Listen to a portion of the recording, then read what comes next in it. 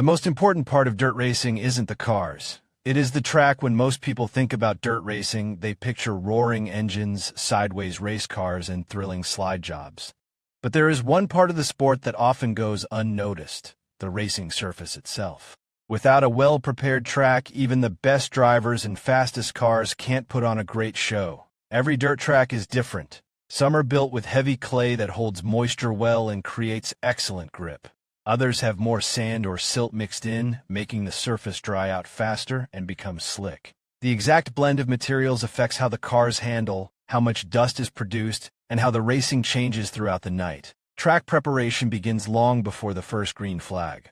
Crews use graders, tractors, rollers, water trucks, and specialized equipment to shape the racing surface. Their goal is to create a track that is safe, competitive, and capable of producing exciting racing.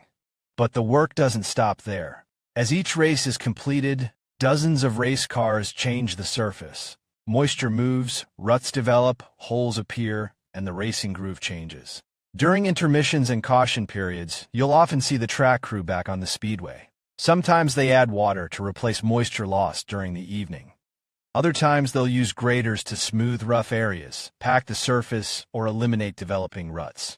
The decisions they make can completely change how the next race unfolds. A tacky track with plenty of moisture usually offers lots of grip and high speeds. As the night goes on, the surface may become dry slick, forcing drivers to search for traction and rewarding patience and finesse.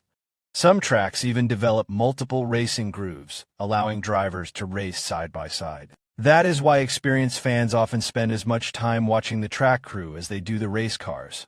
They know the next few laps can be shaped by what happens between races. So the next time you are at your local dirt track, take a moment to watch the people maintaining the surface.